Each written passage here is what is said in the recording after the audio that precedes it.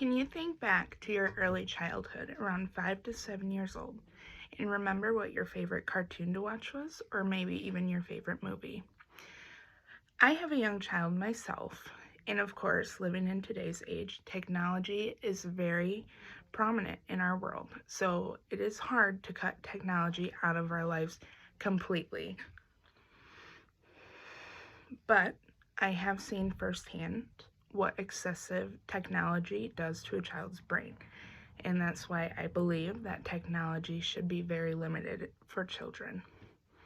Although you may not have children yet, this is very important to know because one day this may apply to you and it can even help you understand why some of the things that happened when you were younger happened. Today I'm going to be talking about developmental delays related to technology, disrupted sleeping patterns, and the effects that technology has on social skills. So for children's development, obviously we know technology is something that kids enjoy. It's something adults enjoy even. There was a study in a journal of the American Medical Association, Pediatrics, and that found that screen time can be associated with developmental delays in younger children. The journal said there's emerging evidence that there may be some structural brain changes associated with greater exposure to television or iPads or anything to do with technology. When you are a young child and you're exposed to excessive amounts of technology, the brain's frontal lobe, which makes it to where it's kind of like how you grow up. The brain's frontal lobe will take more time to develop if you are excessively using technology. To prevent this, to prevent delays in young children, parents really need to not necessarily cut out screen time, but more so monitor it to where it's not consuming everyday life. Another thing that technology really affects is sleeping patterns.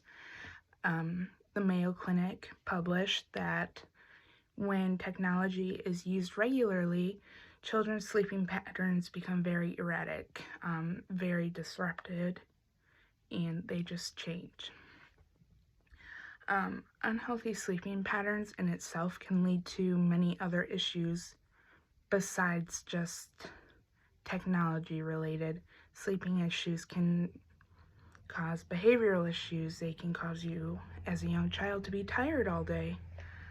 I think it would really be beneficial for parents to choose to provide their kid with a screen-free environment and just cut out all of these issues as a whole.